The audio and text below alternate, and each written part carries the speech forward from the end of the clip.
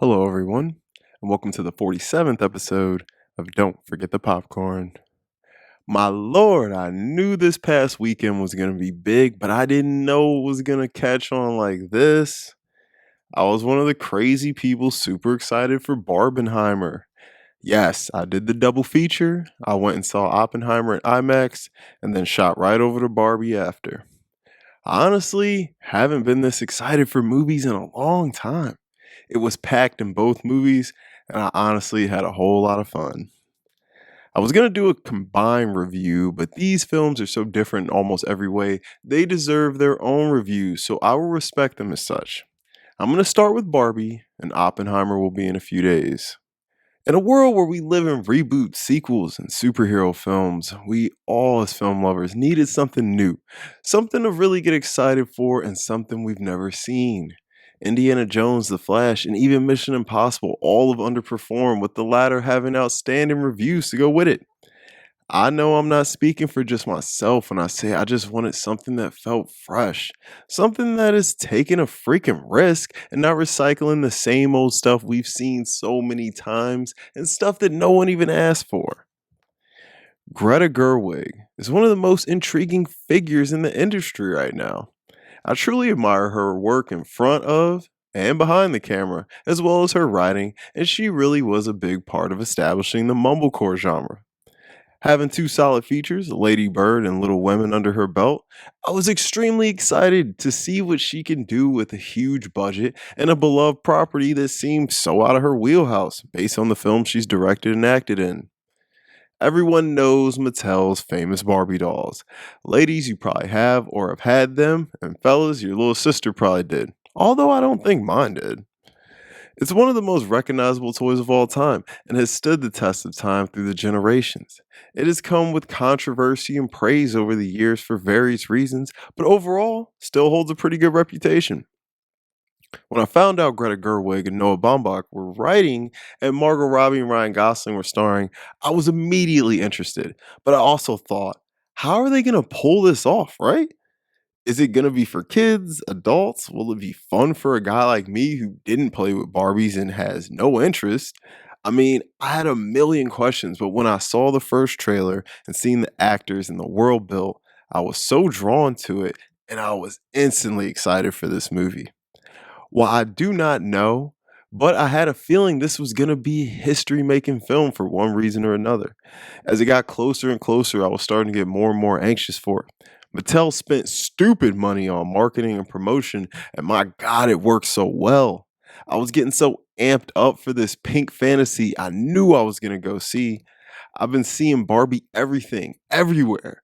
I haven't seen so much Barbie and pink shit ever in my life.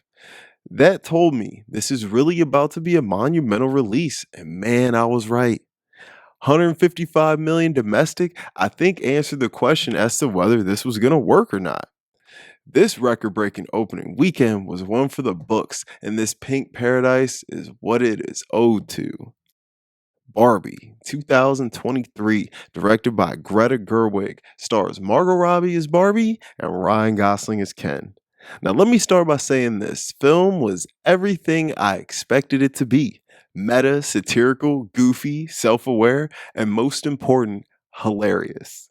This movie follows Barbie as she lives in her perfect life in her Barbie world when something happens to her and she needs to go to the real world to find answers to her problem.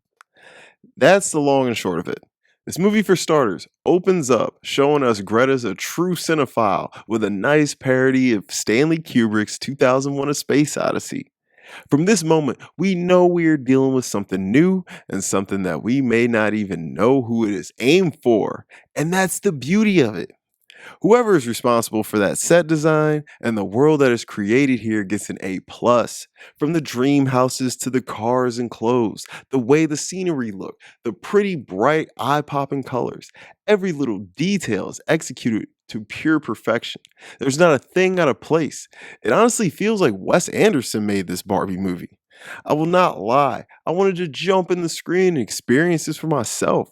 I wanted to jump in the fake water and drive the motorless vehicles. I don't know anyone who can deny that this is not one of the strongest points of the film, and it really helps to engage the watchers. As you get a sense of how Barbie Land goes and operates, we see quickly what the narrative is going to be. As we are introduced to the characters, we are met with a flurry of satirical jokes and songs. All the actors here bought in, especially our two leads, particularly Ryan Gosling, but we'll talk about him later. We notice that this film is all inclusive, leading no one who will be watching feeling like they weren't represented in this movie, which plays heavily into its themes. This movie shows women in positions of power holding jobs as construction workers, the president, doctors, lawyers, scientists, etc. The Kens are essentially there to have fun and look good and entertain us. The two groups live in harmony, though, with each Barbie and Ken having their own characteristic and personalities that will resemble those of adults in their late 20s or early 30s, which brings up the big question: who is this movie for? No one knew who this movie was for. Of course, you think about Barbie, you obviously think the target audience would be, what, 4 to 8 year old girls? But we couldn't be more wrong. This film here is rated PG 13, and that is for a reason. This movie is aimed at people in their late 20s and early 30s, loaded with adult jokes and references to things in movies no 6-year-old girl would understand. Its clever writing is one of the strong points of the movie, but also what would be the repellent for young kids. In a packed theater, I was laughing very hard, and I held a lot of it back because I felt like I was the only one laughing at some of the obvious jokes. I didn't see any little kids in there laughing at all, only adults, which made it very clear who its demographic was. I mean, kids and adult alike were decked out in pink, but I think the little girls left wanting something a little more. Honestly, I was a part of the audience I think it was aimed for, and my excitement for it proved to be warranted. Now, here is my hot take. I do believe the themes were the biggest plus and the biggest minus of this movie. Now, hear me out. I would say at the end of the day, this is a feminist piece of art, and the central theme is women can do anything they want, but it is far more complex than that. Its message becomes quite convoluted when you factor in so many of the things this movie sets out to do. On one hand, it's making you think one thing about what our characters want, while some of their words and actions contradicts everything that they previously set out to say. I felt this movie went with a theme early on about the relationships between men and women and how society perceives the two. But by the end, it was telling us something entirely different and not something that I would say is necessarily a positive message. It contradicted itself many times in the movie, which made it very unclear where the film stands on certain topics that I personally feel are important ones to today's society. In this current state of the world, everyone has a voice and a strong opinion on everything, which makes the conversations we have with each other about disagreements tend to go nowhere. That's how I feel like the main themes of this movie are. They are all fighting with each other, and no one is truly being heard. This film would have benefited from focusing on one main theme and honestly dumbing it down just a little bit.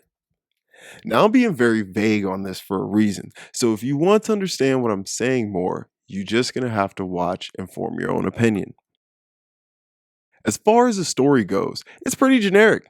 Fantasy world dips into the real world and we must get back, yada, yada, yada. We've seen this a million times, but we have not seen it done in this way. It's these actors and the writing that really elevates what could be a basic bore fest into something gloriously entertaining. Despite what I said about the themes of the film, this movie is still very entertaining, very fun, and downright hilarious. Will Ferrell, as CEO of Mattel, adds some fun spice to it. We get a nice, memorable performance from America Ferrera, and a very forgettable performance from whoever plays her daughter. And Shang-Chi is one of the Kens, which is fun. But guys, we all know why this movie and story really work. Margot Robbie and Ryan Gosling. Margot Robbie looks stunningly beautiful and plays Barbie better than I really could imagine. She looks the part and creates honestly a version of a real life Barbie that really feels how Barbie might be. I'm sure every little girl imagined, what if my Barbie was alive? I think they picture exactly someone like her. Reminds me of that movie Life Size with Tyra Banks from back in the day. Anywho, She is epic in this movie, and I'm so happy for Margot. But having said all that, I'm sorry, everyone, but this is not her movie. This movie is Ryan freaking Gosling's. Ryan as Ken is easily my favorite character in a movie this year, even more as Cillian Murphy as Oppenheimer, and I loved him in that. Ryan knew the assignment and got an A plus with some extra credit. This man invented a version of Ken that I truly wouldn't have thought of, but I'm so glad this is what he gave us. His comedic timing is perfect, delivering silly line after silly line with such vigor that you can't help but laugh at everything he freaking says. He is so goofy, dumb, but yet so lovable. I really want to know what his preparation process was and what he took inspiration from.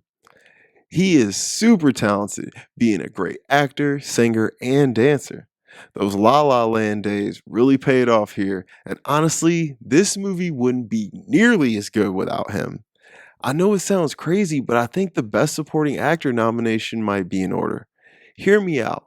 This man is a scene stealer in this and delivers this role with such confidence and understanding that you can't deny that this man is brilliant in his craft. I promise you, not just any blonde dude with a good body could jump in and do what he did for this role.